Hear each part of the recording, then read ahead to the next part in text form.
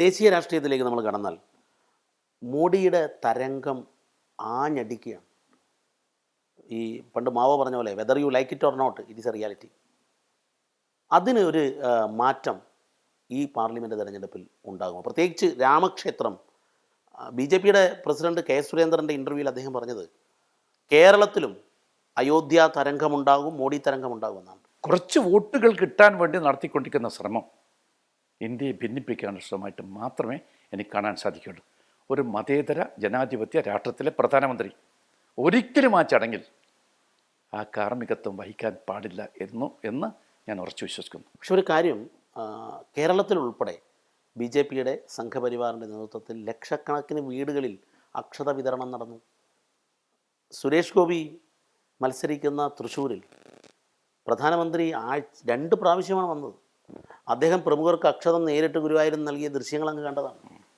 ഇത് കേരളത്തിൽ രാഷ്ട്രീയമായി എന്തെങ്കിലും മാറ്റം ബി ജെ പിക്ക് ഈ പാർലമെൻറ്റ് തെരഞ്ഞെടുപ്പിൽ കേരളത്തിൽ അക്കൗണ്ട് തുറക്കാൻ പറ്റുമോ?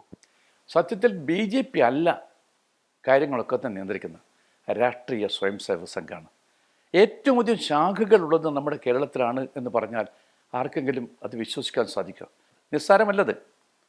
കേരളത്തിലെ ജനങ്ങൾ, മതേതരവാദികൾ, സാക്ഷരതയുള്ള ആളുകൾ, എല്ലാ മതങ്ങളെയും ഉൾക്കൊണ്ട ചരിത്രമുള്ള നമ്മുടെ രാജ്യത്തിൻ്റെ ആ പാരമ്പര്യം ഉയർത്തിപ്പിടിക്കാൻ ബാധ്യതയുള്ള ആളുകൾ അത് തിരിച്ചറിയാൻ സാധിക്കാതെ പോയാൽ നമ്മുടെ കേരളത്തിൻ്റെ ഭാവി വളരെ അപകടകരമായിരിക്കുമെന്ന്. ഇതിൽ എന്താണ് ഇതിനൊരു വേ ഔട്ട്? കാരണം ദേശീയ തലത്തിലുള്ള ബി ജെ പിയുടെ അല്ലെങ്കിൽ മോഡിയുടെ യാത്രയ്ക്ക് തടയിടാൻ കോൺഗ്രസിന് ദേശീയ തലത്തിൽ സാധിക്കുന്നുണ്ടോ? അത്രമാത്രം. കാരണം ഇന്ത്യ മുന്നണി ഉണ്ടാക്കി, മുന്നണി പല വഴിയിലേക്ക് പോവുകയാണ്. അതിലൊരു കൺസോൾട്ടേഷൻ ഉണ്ടാക്കാൻ, ഒരു ഐക്യം ഉണ്ടാക്കാൻ, അങ്ങ് എപ്പോഴും പറയാറുള്ളതാണ് ഐക്യം ഉണ്ടാക്കാൻ സാധിക്കുന്നുണ്ടോ? എവിടെയാണ് കോൺഗ്രസിന് ദേശീയ തലത്തിൽ പിഴയ്ക്കുന്നത്? ആ രൂപത്തിൽ തന്നെ കാണണ്ട, ആ പ്രശ്നത്തെ അങ്ങനെ കാണണ്ട. കാരണം ഇന്ത്യ മുന്നണി എന്ന് പറയുന്നത് അറിയാമല്ലോ, ഭയങ്കരമായി ഡൈവർജൻ്റ് ഇൻട്രസ്റ്റ് ഉള്ള കുറേ രാഷ്ട്രീയ പാർട്ടികൾ അതിലുണ്ട് എന്ന് സത്യമല്ലേ? അവർക്കൊക്കെ തന്നെ പലർക്കും വ്യക്തിപരമായ താല്പര്യങ്ങൾ ഒരുപാടുണ്ടായിട്ടുണ്ട്. അല്ല, അതിലൊരു പ്രശ്നമുണ്ട്. കാരണം കോൺഗ്രസിൽ നിന്നാണ് ഏറ്റവും കൂടുതൽ ബി ജെ പിയിലേക്ക് പോകുന്നത്. ഇന്നത്തെ കോൺഗ്രസ് എം പി അടുത്ത പാർലമെൻറ്റ് തെരഞ്ഞെടുപ്പ് കഴിഞ്ഞ് ബി ജെ പിയിലാകുമോ എന്നുള്ള കാര്യത്തിൽ ഉറപ്പിച്ചൊരു തീരുമാനം പറയാൻ പറ്റില്ല. കേരളത്തിലെടുത്ത് നോക്കിയാൽ എ കെ ആൻ്റണിയുടെ മകൻ പോലും ബി ജെ പിയിലേക്ക് പോകുന്നു. സ്വന്തം മകനെ കോൺഗ്രസിൽ നിലനിർത്താൻ പറ്റാത്ത കോൺഗ്രസ് ലീഡർഷിപ്പിന്, മക്കളെ നിലനിർത്താൻ പറ്റാത്ത കോൺഗ്രസ് ലീഡർഷിപ്പിന് എങ്ങനെയാണ് രാജ്യത്തെ കോൺഗ്രസിന് കൊടിക്ക് കീഴിൽ കൊണ്ടുവരാൻ പറ്റുന്നത്? ഇതൊരു പ്രധാന പ്രശ്നമല്ലേ? ഇപ്പോൾ കേരളത്തിൽ നോക്കുമ്പോൾ ബി ജെ പിയിലേക്ക് കോൺഗ്രസ്സുകാർ പോകുമ്പോൾ തടയാൻ എന്തു പറഞ്ഞ് തടയും? സത്യത്തിൽ നിങ്ങൾ എ കെയെ ഇതിലേക്ക് വലിച്ചു കൊണ്ടുവരേണ്ട കാര്യം ഉണ്ടായിരുന്നില്ല. എ കെ ആൻ്റണി എന്തു പറഞ്ഞാലും ഒരു ഒരു ഒരു ശുദ്ധിയുടെ രാഷ്ട്രീയമായിരുന്നു അദ്ദേഹത്തിൻ്റെ. അദ്ദേഹത്തിൻ്റെ മകൻ ഒരിക്കലും പോകാൻ പാടില്ലായിരുന്നു. അദ്ദേഹത്തിൻ്റെ മകൻ അച്ഛനോട് കാണിച്ച ഒരു കൊടും ക്രൂരതയായിട്ട് മാത്രമേ എനിക്കാരും കാണാൻ സാധിക്കുള്ളൂ. ഇപ്പം ദേശീയ ലീഡർഷിപ്പ് എടുത്ത് നോക്കിയാൽ എ കെ ഇല്ല. അങ്ങ് ദേശീയ രാഷ്ട്രീയത്തിൽ ACC ഓഫീസിൽ കാര്യങ്ങൾ നിയന്ത്രിച്ചിരുന്ന ഒരാളാണ്. അങ്ങ് കേരളത്തിലേക്ക് ചുരുങ്ങും. അപ്പം സെൻറ്ററിൽ നേരത്തെ പരിചയസമ്പന്നരായ നേതാക്കളില്ല. നിങ്ങൾ അങ്ങനെ പറഞ്ഞാൽ മൻമോഹൻ സിംഗ്, ഓരോ ആൾക്കാരെ നമുക്ക് എടുക്കാം, പ്രണബ് കുമാർ മുഖർജി, ഓരോ ഈ പഴയ നേതാക്കളുടെ ആ ഒരു പ്രൗഢിയുള്ള നേതാക്കൾ ആരും ഇപ്പം ഇല്ല.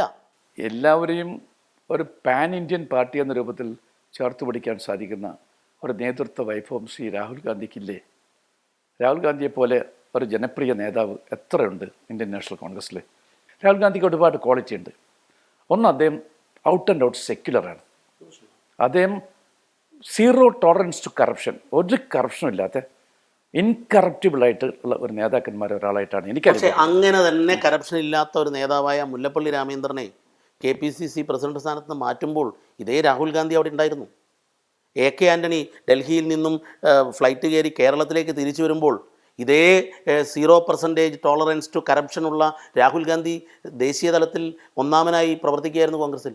അതെന്തുകൊണ്ട് സംഭവിക്കുന്നു? അതേക്കുറിച്ചൊന്നും ഇപ്പോഴും ഒരു ഇലക്ഷൻ സമയത്തായതുകൊണ്ട് ഇത്തരം കാര്യങ്ങളെക്കുറിച്ച് ഞാൻ സംസാരിക്കുന്നില്ല. പറയാൻ ഒരുപാട് കാര്യങ്ങളുണ്ട്.